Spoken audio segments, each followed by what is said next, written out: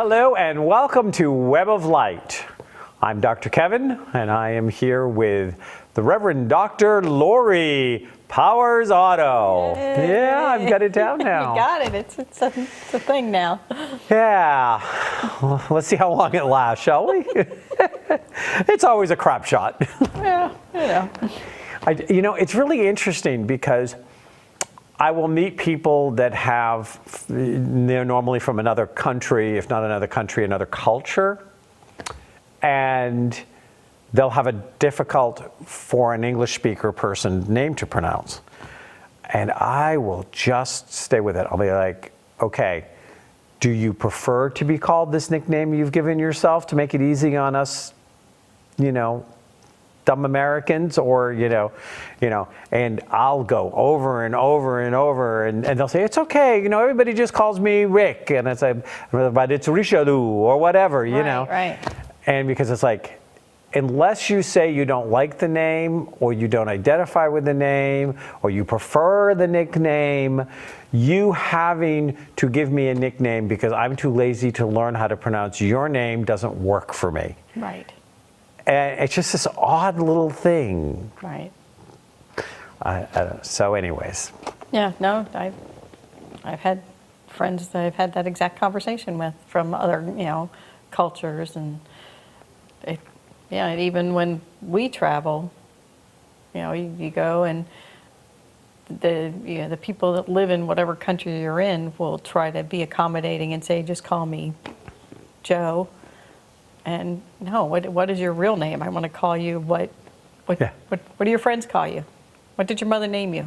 Yeah. Well, and sometimes people don't like their name. right, and then that's different. Yeah, that's different.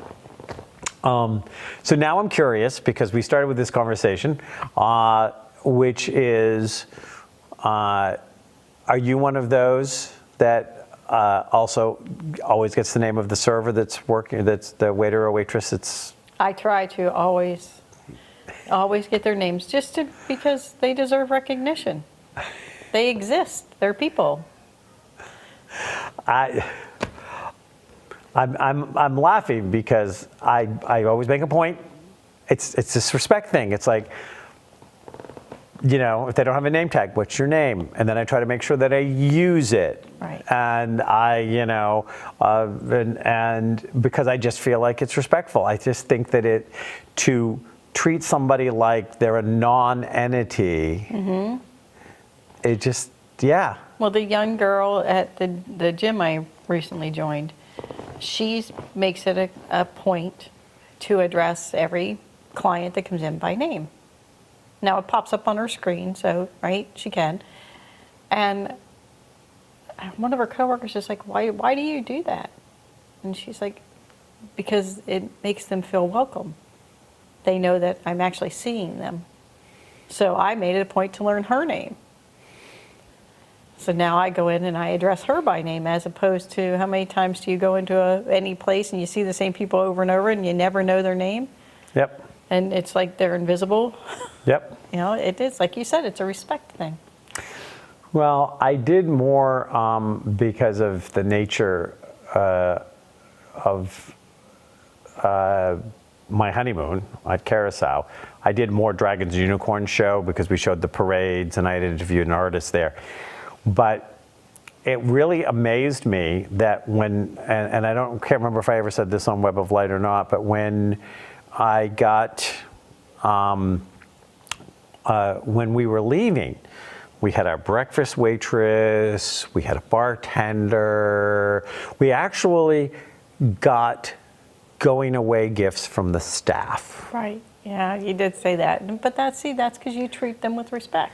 And that's because I knew every one of their names. I'm still on Facebook with half of them. They still comment on my stuff. I still do things. They still share things with me because I took the time to show a sincere interest. Oh, were you weaving a web of light?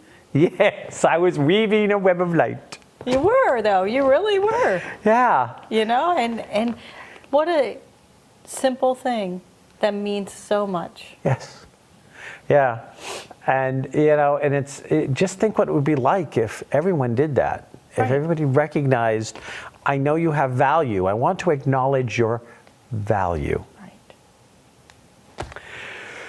So before we get into the meat of today's show, so to speak, again, Web of Light is carried through the public access system, shooting out of Hudson, New Hampshire, but being carried at stations scattered across the country. We don't always get told when we get a new station. Somebody out there decides that they've stumbled across us on YouTube or in a group that we may post the show in, and they ask for it to be on their local channel. We don't always get notified, so if you have just joined the Web of Light family recently, send us an email to drkevin at weboflight.com. Yes, you could send it to drkevin at mydrkevin.com as well, but really drkevin at Web of Light. I'll get it either way. But let us know who you are, that you've joined our family. If there are subjects you'd like us to cover, things you'd like us to talk about, comments you'd like us to share, we look at this here at the Web of Light. We weave a web of light in the world, and we try to highlight guests and topics and things that also weave a web of light in the world. If they have someone in their area that they feel is weaving a web of light, we would like to hear about them. Absolutely. And even if they live on the other side of the country, we may be able to bring them in through an online format to be a guest on the show.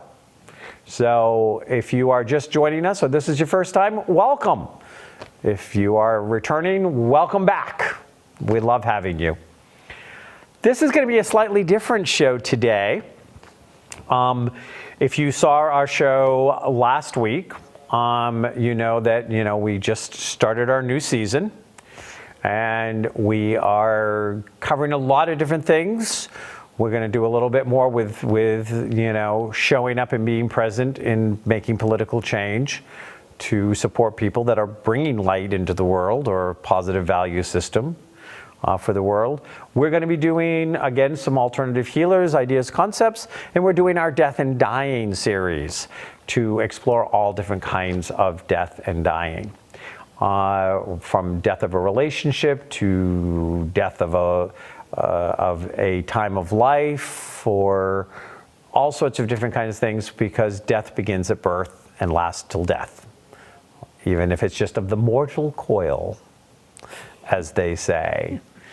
But today's show is actually a salute to a woman who was one of my very best friends for almost 28 years. Was my first spiritual business partner. And I used to call her my spiritual wife, and I was her spiritual husband.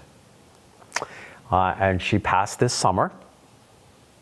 For those of you who may remember, Lori did a bunch of shows in my absence because I needed to go be at her bedside while she was in hospice, which is one of the shows that you can watch on the Death and Dying series. And that is a woman I call Dara. Her name was actually, when I first met her, she was Dara Jane Brennan, which was her married name. During our years together, she got divorced, but her birth name was Mary Jane Ryan. Good Irish Catholic girl from south of Boston, so to speak. And so this show is a tribute to her and the time we spent, and my promise to her that I would keep her alive as long as I was. I think that's beautiful. Thank you. So I'm going to start by actually giving you a Paul Harvey rest of the story type of setup. Okay. Are you ready? I'm ready. So in 1976 or 7, when you go that far back, they kind of blend a little bit, but it's all good. I actually met a woman named Michelle McManus. Okay. And Michelle had also been raised a good Irish Catholic girl, born on October 26th in 1953, just north of Boston. And she and I became quick best friends.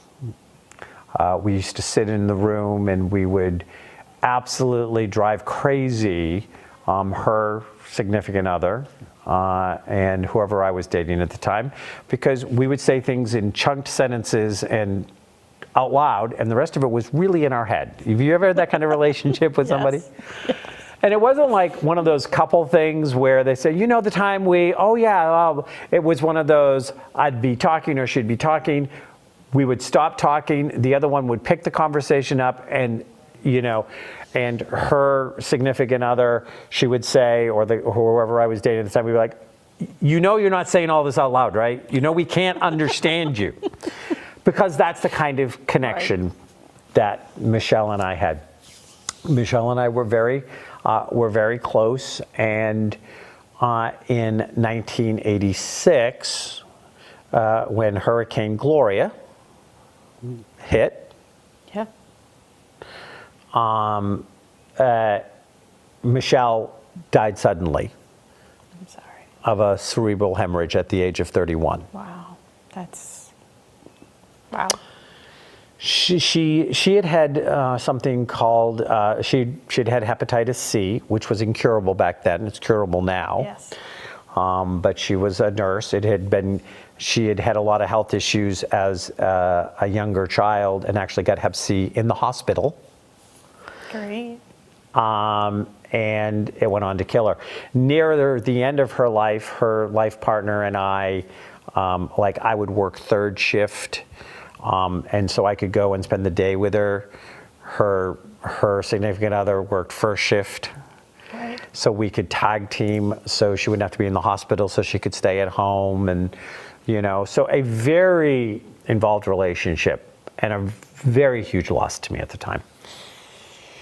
In 1991, this woman, Dara, who was calling herself Dara Jane, that was her professional psychic name, came into my life.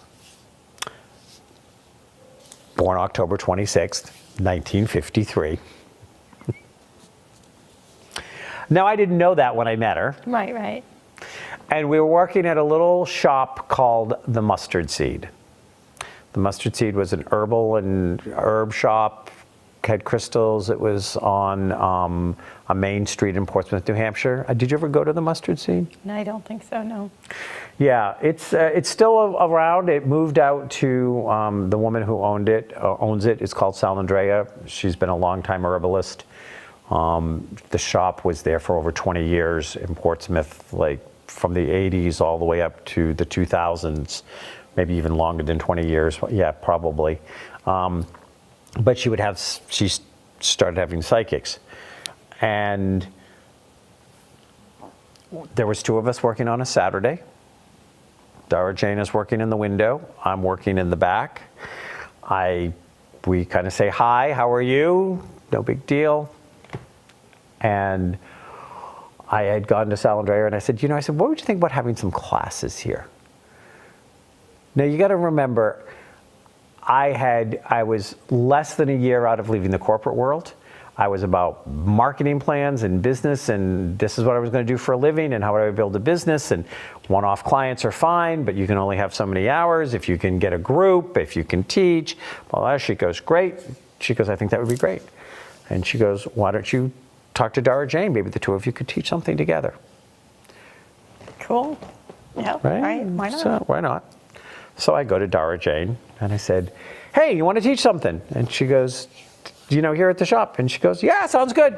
Come over for a cup of tea. Everything with Dara Jane fell into cup of tea or her soap operas.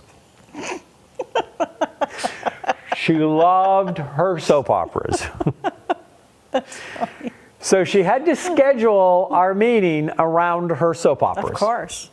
Because this is before you could do the fast forward taping type of stuff right. that you did now. So she had to watch All My Children and her General Hospital and her One Life to Live and all the characters. And so I go over, and I'm still pretty fresh out of the business world, and this is how I want to make a living. This is what I want to do. Dara had a young child at home. Named Cassie. She was married, and she did this to bring some extra money in, but it wasn't You know, it wasn't like this was her career at that point per se. Right. Gotcha. She always read the Mother Peace deck, the little round Mother Peace deck. That was her deck. Okay. So I went over and I said to her, well, so I was thinking that maybe we could, you know, that we would teach this class. And the first class we ever taught together was reincarnation. Interesting choice. But I wanted to follow that by a psychic development class. So I knew I wanted both classes, but we were going to teach the reincarnation class first. But I went into it, I said, so I want to teach, blah, blah, blah, blah. This is what I was thinking. And she looks at me. She looks up at me. She stares at me.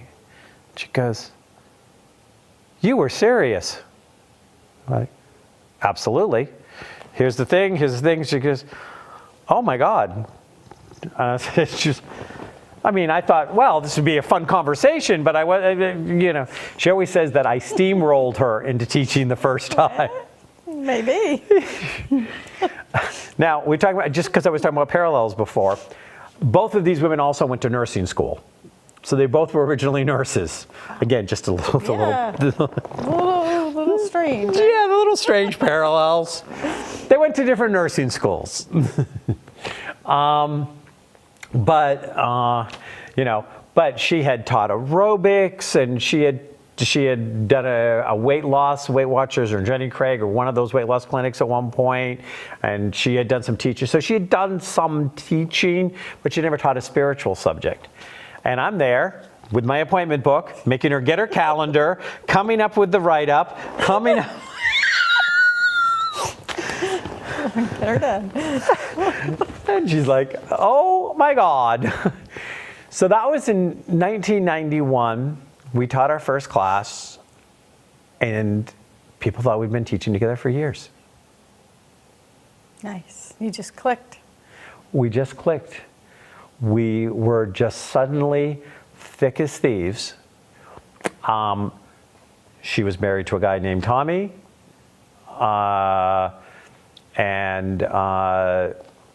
You know, when I first met her, I was with somebody else. But within the first year, I ended up getting together with somebody named Tommy. So for 7 years, we both had a Tommy. And I got rid of my Tommy, and then she got rid of her Tommy. But Dara was always one of the things we agreed on is she was a very practical, spiritual person. What do you mean by that? It was all about, we would have these long conversations about if it doesn't help somebody now, if it isn't information they can apply, how does it make their life better? There was a lot of really airy-fairy, woo-woo stuff going on. Now, we're talking the early 90s that we started our business. And people were talking about, well, if you know what planet your soul originated from, and it would make these differences. And and I remember early on hearing, well, because my soul came from Venus, I can't help this about it. It was used as excuses. Just like people use their zodiac sign as an excuse. Yep. And, you know, and we were finding lots of not intentionally disreputable, just really stupid, aggravating stuff that was being said. And we were just in lockstep on it's got to be empowering, it's got to be helpful. Our first business, we started originally with the name New Moon Visionaries. And a friend of ours, actually, Donna Bath, and at some point we're going to get Donna on the show. She lives in Iowa now, but she'll come back here. She's from here originally. She actually was the one that designed, she created the wedding rings for Jeff and I. I designed them, but she actually did the... Yeah. Nice. Very nice. And Donna created our first logo for us for New Moon Visionaries. And we started a newspaper together called The Visionary, where we both wrote articles. But Dara, she loved ritual, she loved the meditation, she loved the sacred stuff. But she'd sit down and have a martini. What's wrong with that? Yep, she didn't have any, we were very much about blunt. Dara and I went on to create, so we taught our psychic development class, which the bones of it that we created now 26 years ago, became the course I'm teaching now. But she also had one of her mantras was be, delegate, have. And that's what she would always teach people. Nice. You be, you delegate out to the universe, and you will have it. Right. And so, of some of the things that we did. I just need to fix your cord real quick. Came out while you're moving. Oh, I didn't think I moved that much. Oh, that's all right.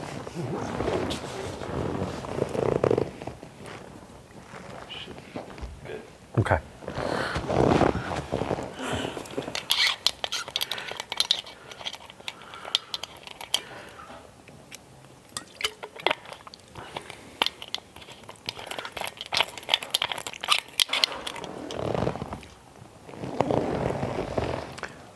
So be, delegate, have. And that's what she said. When I'm being who I am, and then I delegate it out to the universe, I will have it.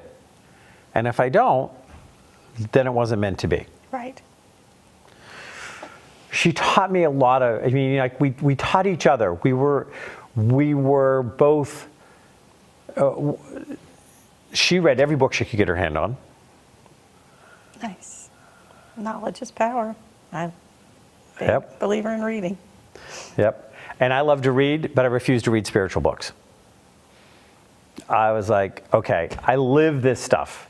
But if she said, you need to read this one, I'd read it. Right. But so I would get all of this, we would talk about the balance that we would have. I would get this spiritual, like nebulous thing. And she'd feed in, well, this author says this, and that book said this, and this would make sense. And she would give it the underpinnings to take what kind of psychically I would know, or what would be coming to me, and she would put more of the proof or the evidence underneath it in our classes. Sounds like you would take the spiritual seed and she would make it grow. Yep. She would give it the foundation and the fertilizer that it needed. That was a perfect way to describe it.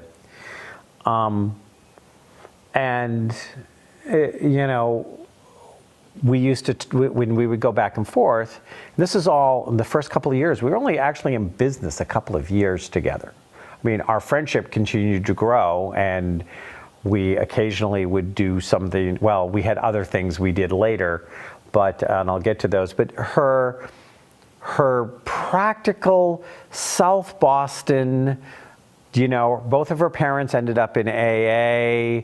She had the whole 12-step program. She had gone to Mind Spring. She had, learned how to kind of coach and counsel people through their things, through doing the Mind Spring trainings, which was one of the trainings that kind of sprung out of EST at some point, with a little different. But we were both like, but we're in a physical body, and you still have to look at the fact you're in a physical body, and you still have to put on your clothes, and you still have to. Do you? Yeah, I know. Rules. Anyway, I'm sorry. Go ahead. No. Absolutely no. But so she'd be very practical, pragmatic, and and I've often said that I'm the most practical, pragmatic, spiritual person you'd ever meet. But I could have said the same thing about her. I'd say it's very true about her. Yeah, we were both. And so, and some of it would be, so we did psychic parties together. And she would say, well, Kevin's really in your face. I'm a little bit more, a little bit more gentle. When people would say, well, how do we know the kind of readings? But we're both going to get the information. And early on, I would say, well, I'm in your face. By that point, I think the article had come out on us, and I'd been referred to as the psychic sledgehammer by a reporter. And she'd say, I'm a little more gentle. And of course, she was only gentle until she hit resistance. And then her sledgehammer was every bit as big as mine. And we would laugh about that. Yeah. Yeah. Yeah, I can't see her pulling her punches. She just... Yeah. She'd be like, she'd reach over to people. I love it. She'd reach over and she'd go, honey, it's okay. You can stay in denial as long as you want. It's just fine. That's awesome. That is totally awesome. I think she was the first one that ever introduced me to that concept idea that, so what you want is not that her and I ever wanted this, but I'd hear her say this to other people, or would, be in class or teaching together. She'd be like, so what you want is I buy your bullshit, you buy my bullshit friendship, so that we can both pretend that we actually are supporting each other. That's what you want. A lot of people like that. Uh-huh. I love that she called people on it. Oh, yes. I think I would have liked her a great deal. You would have liked her a great deal. But again, she was so funny. She had such a great sense of humor, and she loved to talk on the phone. So she would keep I knew more stuff about people in her life because she'd just tell me. And we'd gotten into this habit when we would go to these parties, and I'd be the psychic sledgehammer, I'd be blunt, she'd be gentle, and then I would say to her, and I'd say to the party, well, and she does mediumship, and I don't do mediumship. So if you're looking for mediumship, you need to go to Dara, because Dara does mediumship. Now, she had chosen the spiritual name Dara because Dara is actually, I think it's Gaelic or Celtic, so it's somewhere there. I think it's Gaelic, but it means oak tree. Oh. And so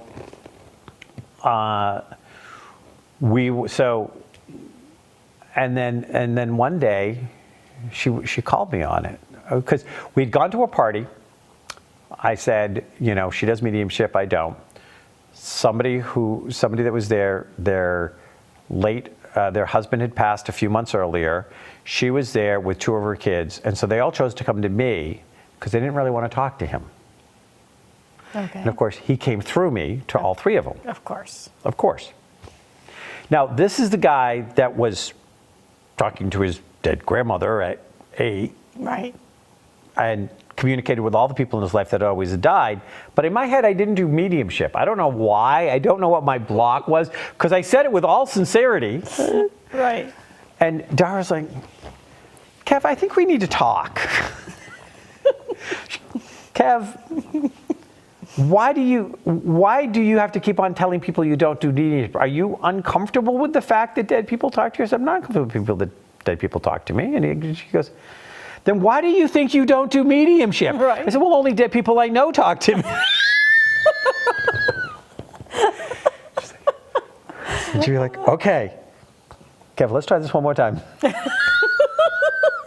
You're like, oh, yeah. So I guess if the dead people I know that are dead talk to me, probably any of the dead talk to people, you think? Okay, I'm being a little blind here.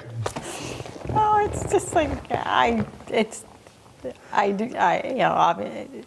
automatically do mediumship. I think it's just something that's always happened. But I tell people I don't do mediumship because it's not my preferred way of communicating. Mm-hmm. Yeah. Well, after that conversation, I stopped saying I don't do mediumship, especially after I did mediumship at the party. And it was trans mediumship the first time, which was not fun. I don't like trans mediumship. I won't do trans mediumship anymore. Well, you have to explain to people what that is, because people don't know. Well, so mediumship is when you talk to dead people, they talk to you, you hear the voice in their head, and you repeat what they say. But you actually get to hear it and you process it and you say it. Trance mediumship is when you've actually been set aside and they are talking through you. And it's more likely to be in their voice or their intonation. And like, I can still remember that this guy, when he came through to talk to his wife, and the first thing he did was started yelling at her that had passed. I was like, he smoked a cigar, didn't he? Because I could tell, because I could feel the cigar. I could feel the cigar in my mouth. And he's saying, there's another insurance policy you missed. I told you to go through the papers in the cellar, right? He said, the funny thing is she went through the papers in the cellar and there was another insurance policy she missed. There you go. I think that was a $40 reading that got her $10,000 in a small life insurance policy. That worked out great for her, didn't it? Yeah, so it was a great return on investment. Yeah, definitely. So, but that's the trans. I don't, like doing trans channeling was okay with me because I did that for years and years, but the trans mediumship, no.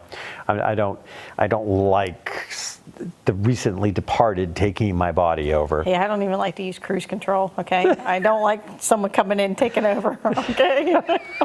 Don't like it. Nope, don't do it. Well, and Dara always said she'd never do trans channeling. She didn't like doing trans mediumship either, but I think she was a little more willing to do it than I do, but she wouldn't do trans channeling. She was like, yep, nope, you just don't know where they've been. Right? So we were coming home from one of these parties one night, driving late at night, and Dara always drove because she liked to drive. And I would always make sure I got her purse, which is when the joke first started, because I'd be carrying her purse, or I'd be carrying her keys, or I'd be carrying her lipstick. She's like, you're like having a second husband. Like, great. And there was a period when people thought we were actually a couple, that they thought we were married. And Dara and I were never a romantic couple. I mean, we loved each other dearly. And I know we went through periods where we were in love with each other, but as friends. Right. Not romantically, sexually, but we were in love with each other. And one night we started, after coming home from a party, we started arguing about the letter of the law versus the spirit of the law, which is a very Talmudic discussion.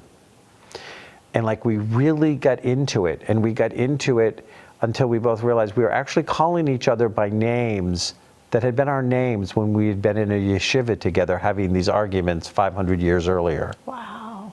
That's actually amazing. You know? That is really, truly amazing. Yes. Just like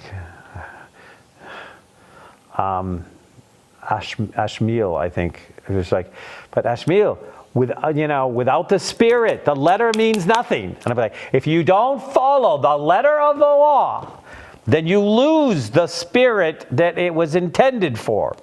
And we were loud voice arguing with accents. We didn't realize we were even doing it until we were really into it. And then we kind of looked at each other, we're like, oh, what just happened? That is very cool. We would do dream interpretation. And of course, the great thing about Dara, again, she loved her soap operas. So we decided we were going to teach a dream interpretation class together. Well, the first part of so we decided we would start doing dream interpretation. So there was a period of time where we got up every morning and would walk the beach for an hour to an hour and a half and interpret each other's dreams. Interesting. And we did that to the point where right up until she lost the ability to communicate at the end of her life, if she had a dream or I had a dream, we would call the other one because the other one could interpret it like this. Right. Because we'd helped each other write our dream books. Nice. We knew. Right. You knew how each other worked. So it was very, so again, these are just, she had been a nurse. She had 2 kids. She had one at 16. An oops pregnancy, and then was going to give it away and decided that no, this was her baby, she was going to keep it, and stayed with her parents and put herself through nursing school, got her GED, put herself through nursing school. Wonderful. And then Stephen, her son Stephen, went with her everywhere she went. At one point, she went to Hawaii, and Stephen was her little traveler. Dara always loved to travel, loved to go places, and was definitely in her younger days very much a partier.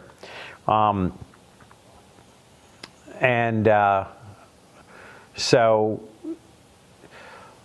she had all this practicality underneath and all this life experience, and yet she could do the most beautiful ceremonies and rituals. She loved the Marianne Williamson stuff. She loved doing weddings. She got very involved with Women Who Run with Wolves, and she ran, and I've got some of the classes that she taught or that she spoke at when we would go do shows together. I still have on some cassette tapes of her teaching some of this stuff. I got the message that I needed to go on the road full time. That wasn't practical. She had a kid and a husband, and and I'll say there was a moment, there was a little blip in our relationship, because I brought her to the point we shared an office in downtown Portsmouth. We had a newsletter going out called The Visionary. We had all of this stuff going, and Dara and I had an agreement, which was, when it came to the business, it was an 80-20, 50-50 business. I did 80% of the work, she did 20, and we split it 50-50. And we had that conversation. And I had no problem with that, because the 20%, again, I was doing this full time. She had a young child to take care of. She had soap operas to watch. Priorities. But the 20% she gave me allowed me to do the 80%. Right. And I'm sure that you've never noted that I'm on the higher energy side. You? Yeah. Oh, you're always so quiet, calm, never say a word. So our evolution evolved. She ended up getting divorced. I did her divorce ceremony. Her and her husband wanted to have a divorce ceremony. I knew both of them. I had done some work with him. I went in, and people came, and she chose me to do her divorce ceremony. And I did the divorce ceremony. And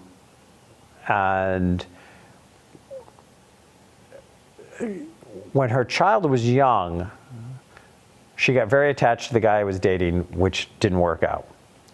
And then she perceived, or she saw that sometimes Dara running out and doing these classes with me, and us doing these stuff, and us spending all this time together and stuff like this, that in some ways her mommy was happier with me than her daddy. And so there wasn't always a smooth relationship initially between her daughter and I, though we're very close now. So me kind of going on the road, picking up my own Tommy, which I did on the road, and then kind of coming back, but we always stayed in touch. Like I said, she loved the phone. She never stopped doing psychic readings, but she really slowed down. She tried to do the spiritual business on her own, but especially when she got divorced, she needed to go back she did wound care, but and then she went on, and actually near the end of her life, she was doing stuff with a company called National Laser, which would teach estheticians or hairdressers or stuff how to do the Botox or all the stuff. And sometimes we would debate. I'd be like, so how does this fit into your spiritual stuff? She goes, honey, if you don't feel like you look good, you can't be being spiritual. And she goes, it's only not spiritual if you're doing it for somebody else. If you're doing it for yourself, it's plenty spiritual. A lot of truth to that. Again, always kind of very, very practical.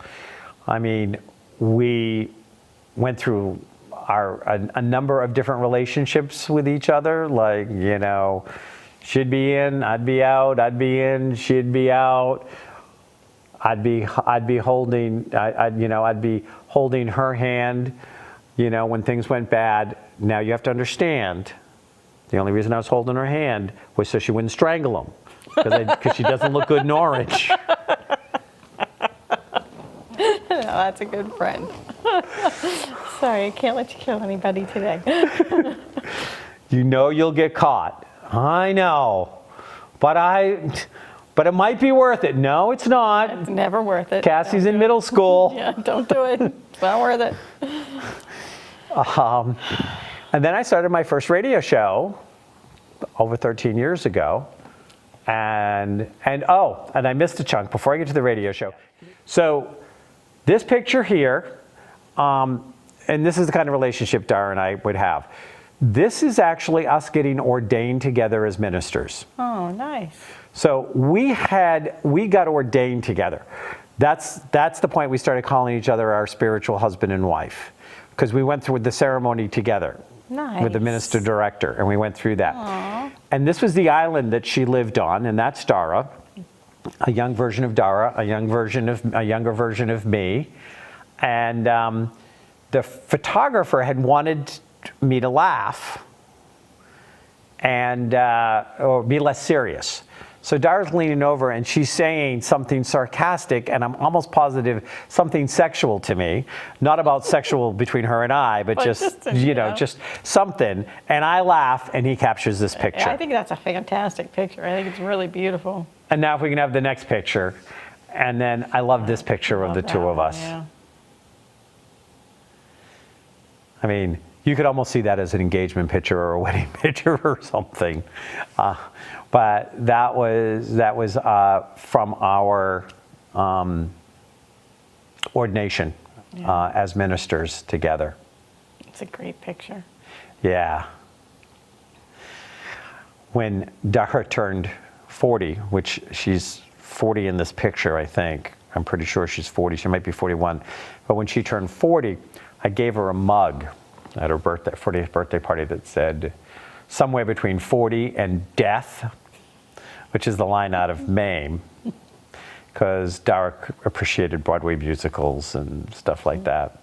So when I turned 40, guess what I got back? That tells you everything you need to know. Awesome. There was a 7-year difference. Dara hung on to that mug for 7 years to be able to give it back. Yeah, that's awesome. That's spectacular. So you can move on to the next picture. That's just a later picture of her. And then you can go back on to the next one. Oh, look at that smile. That was more near the end. I'm going to hold off on the last picture so you can take a break from the pictures for a minute. So then Dara became involved. When I started a radio show, Dara became my co-host for the radio show. Now, ever since Dara and I stopped being business partners, she had, I had been trying to get her back for us to do something. We just had that kind of energy that I just couldn't, And at that point, I had a significant other for 7 years who was in my spiritual business. We wrote spiritual books together. We taught together. But it was never like when Dara and I taught together. Right. But you can't tell your significant other that. Right. So when my Tommy broke up, when she'd broken up with her Tommy, I'd broken up with my Tommy, we started doing the radio show. And it was initially a podcast, and we would sit there at the table, and she would come in with her latest martini discovery, and we would sit there and do the early shows drinking martinis for the whole show, having spiritual conversation. Good grief, that must have been funny. Oh my God. And I'd call her Sister Mary Jane. She'd tell me to stop picking on Christians, and she goes, "You got to stop picking on Christians." And I'd be like, "I'm not picking on them." Well, or they're picking on everybody else. I'm just, picking back, and we'd go back and forth, and we'd keep it going. She stayed off and on involved in my radio show for years. And there'd be times when she'd back off and I'd just do it solo, or I'd have somebody else come in. But again, we never stopped being connected. There was Right. always the connection, no matter where we lived. Then we actually ended up moving to Phoenix together, to separate places. But I decided my long-term relationship at the time had split, and I was living in Portland, Maine. And I said to her, and I was like, I'm done. I'm done with New England winters. I'm done with Portland. I had only moved back to New England to help my father pass. My significant other at the time, James and I stayed with my father till he passed, and then we moved to Portland, and then he went back to school, and just before he graduated, we broke up after 7 years, and I'm like, I feel complete here. I'm done. And I said to her, and she's like, I'm really feeling done here too. I don't think I want to do winters anymore. And I said, well, I'm flying out on Labor Day weekend, and I'm going to go look at places. And her sister lived out in that area, out in the greater, further part of it, but she lived in the greater Phoenix area. And she was like, give me a ticket, I'll go with you. Nice. So we flew out. We spent one day looking at houses for her. We spent one day looking at houses for me. I saw 8 houses and put an offer and bought like the 7th of the 8th houses and was all set to go. She couldn't find anything she liked. But that little weasel, her sister found a place, sent her pictures, she bought it, and she literally got to Phoenix before I did, because I bought my place, but I timed it out, and when could I move, and I had all my clients, and I had a very active healing center, and so I bought my place first, but she lived there first. So we moved to Phoenix together. Nice. Like, Very nice. we had each other when we went there. She had her sister there, but we. it was definitely, and she was the one that told me when it was time to leave Phoenix. I remember us going out to Tempe and having coffee, and I was reading her some poetry I wrote, because she always would hear all the poetry I wrote. She loved to hear my poetry, always give me honest feedback. And I was writing poetry about how dry and cracked my soul was feeling, like the desert floor. And she goes, oh my God, you need to leave. Just go. And that's exactly how she would say it. Oh, drama, drama, drama. You need to be gone. You're done here. You're done. Go. I think I love her. Yeah. So hard to imagine you being drama. I just can't imagine. Too funny. She could be drama herself. Her and I actually had created a class together that we never got a chance to teach together, which was called Everything I Need to Know About Life I Can Learn Through a Broadway Musical. And she helped me pick out all the songs and the messages we were going to do, and that was going to be that. And then we had started this habit of playing the transformation game. And I can't go into a lot of depth with it, but we played it twice a year for years. We got down to once a year, where we got to the point where we don't play it with each other, because it was our check-in of where we were. And we knew that the other person was the person that understood. We understood each other so well that we could point out, so this is where your resistance is. This is what you need to break through. Remember this. I still have all of the game notes from all of those games. Oh, that's a beautiful memory. Yeah, it's a wonderful thing to keep. Yeah. So many other stories, but I'm going to start to fast forward now. So when Jeff and I got together and started living together, Dara flew out and met him. She loved Jeff. They immediately got along. And she was going to come back and stand up for me at my wedding, which she did. And but she had started having some problems in February with her foot dragging and tripping. And they didn't know what it was, and they didn't know what it was. And she was supposed to come and go see Wicked. Now, there was a history with us in Wicked, which when I first went to Broadway and I saw Wicked, there's a song in it that says, I mean, for good. And it's like, you've changed me, you know, that somebody, and it's a song that Alsaba, the Wicked Witch of the West, and Glenda, the Good Witch, are singing to each other. Because in the musical, I don't know if you've seen it, but they're like best friends. And she, and so the thing is, I don't know if I've been changed for the better, but I know because you've been in my life, I've been changed for good. And the very last one is, I know I've been changed for better. And it's their like friendship love song. So Dara was going to stand up for me at my wedding. And she was supposed to fly in because we had never seen Wicked. When I first saw Wicked the first time, I come home from New York. I was still in Portland, Maine at the time. It was before we moved to Phoenix. I had her come up because I had bought the score, and I let her play the song. And I said, Right, this is us, right. you know. That's your friendship love song. This is our friendship love song. And, you know, there's a line about your name is written on my heart. So, by the time, just in September, we got married in October, she got diagnosed with ALS. And she was very practical, because she was always practical. She's like, Kev, this is a death sentence. And I go, I know. So you tell me what you need from me. And she would, and we would talk about at what point she wanted to stop, you know, made sure her medical stuff was in place, what she wanted to do, where she wanted, all of that stuff. But she still managed, her and her daughter's fiance at the time, managed to fly in for the wedding.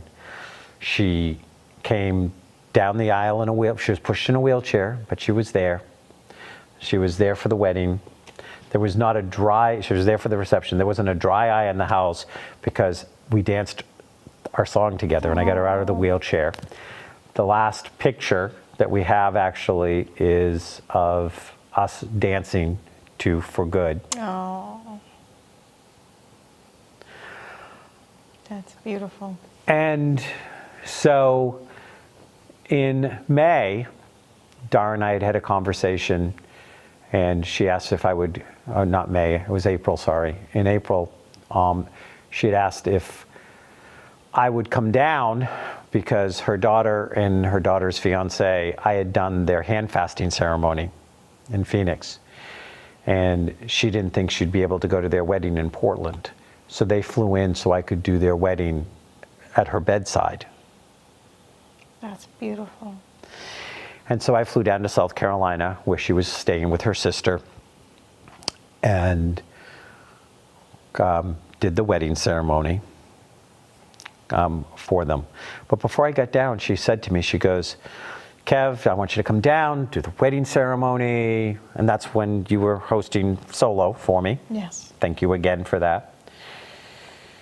And I went down, but before I left, she said, you know, I want to see my daughter get married, and then I want us to go out to a beach, and I want you to be the wind beneath my wings and take me home. And so I thought I was going down in May, and she was probably going to pass. Right, right. Because and that she had made that request. So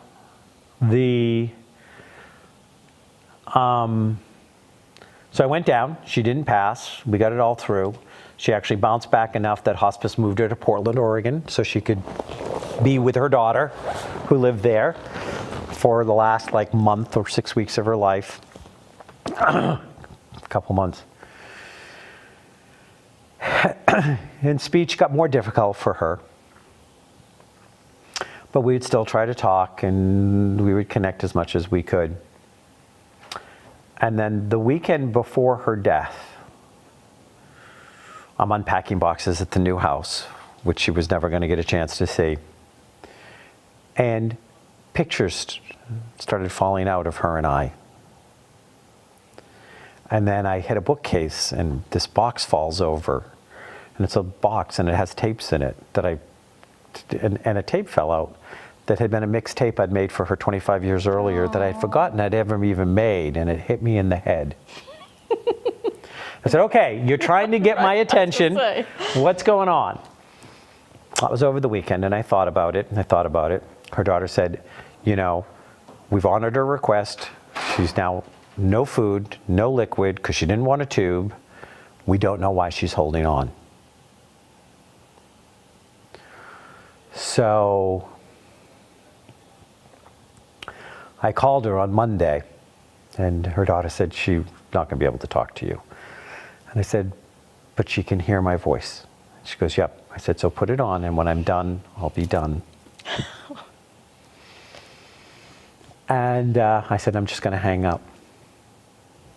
So I start talking to her, and I said, okay, I got it. I got it. I got the message. I said, all those pictures. I said, and some of them we looked young and innocent, which only proves photographers can lie. And I said, you know, and I said, I know, don't worry. I will always keep you alive as long as I am. But I know you need to go. I know you're done with that body. You've got to go. It's okay. And I know that once you get to the other side, you're going to haunt me. I look forward to it. I know you look forward to it.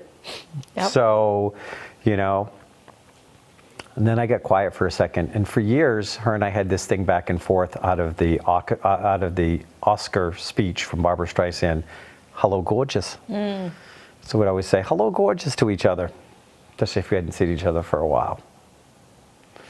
And I said to her, hello, gorgeous. Your soul never looked so good. And I could see her pass. She passed. And I helped her into the light. And I hung up the phone. And I sat on my porch. And just a little bit later, she comes to the porch, gives me a thumbs up, smiles, tells me she's happy to be out of her body. Her daughter calls and said, Mom passed when you were on the phone with her. I said, I know. I know she did. And I know what she wanted. So she pops in my head the next day, tells me she loves my porch, she thinks it's a great place, reminds her of the little reading room she had on McKinley Street, only mine's bigger. Of course mine's bigger because it's me. And she chits and she chats with me. And she talks to me pretty constantly every day until her local service, her local get-together of family happens. And I go to there, and then that night, I feel her absence. I know she's gone on to her life review of some kind. Right. But I felt the absence. And I hadn't felt the absence yet. Right.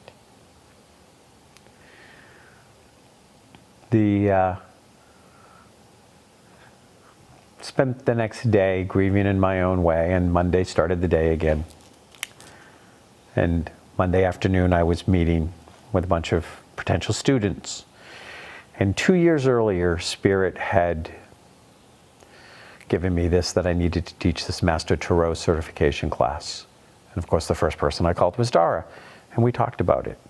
And we chatted about it. And we talked about some of how, you know, what would I do? 18, 9-hour classes, and how would I do it? And she was always like, you can do this, and this is great, and think about this, and you have, you know, and blah, blah. And we had all sorts of conversations about it.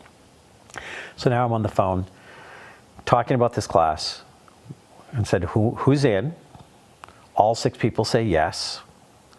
We booked the first 3 dates, and I get off the phone, get off the meeting, which was on the computer. I pick up my phone and I call Dara to tell her the class is going.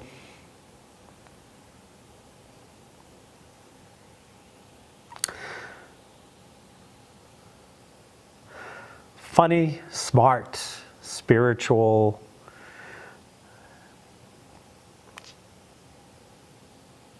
I don't know anybody that helped more people or brought more love, tough love, but true love, true guidance, true insight to the world than this woman did. Since then, she's come back to visit me, Of course. She's not letting you go. and she told me, you know, Kev, we didn't get everything quite right, and there's a few things I've learned on this side, and I think we really need to share that with the world. And I said, honey, you your whole life said you were going to write a book, and you never did. Now you want me to write this book? Oh, come on, Kev, we'll do it together. It will be fun. Nice. So I will be writing a book called Dialogues with Dara, Nice. and I'm going to share this.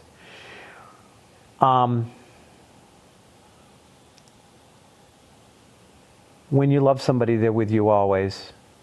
You can choose how to keep them alive, but it doesn't change when you feel the moment of absence. And I'm going to share this poem. It's a poem that I began a few days ago, but I finished the majority of it today. I think I only had one stanza done. So I did this morning just for the show. It's a poem for Dara called Lost. Lost. I feel so lost. A mooring has slipped out of my life.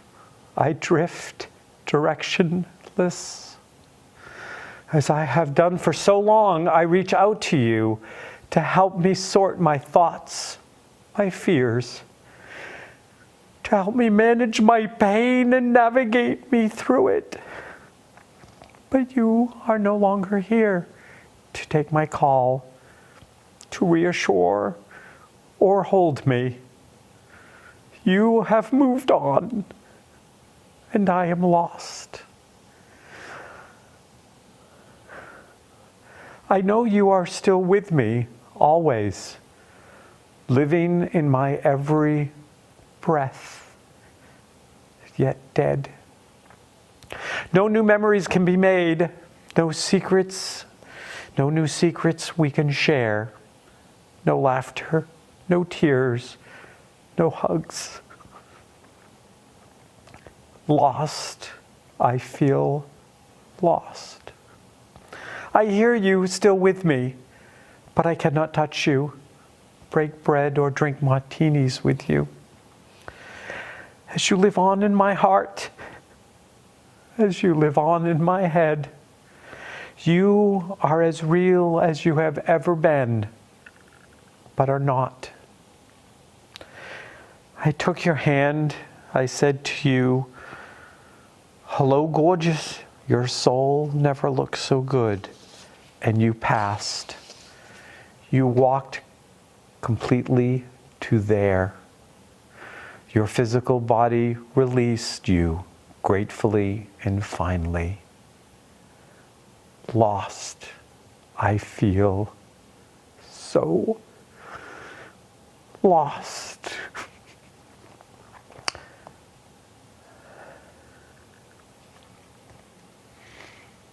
Namaste.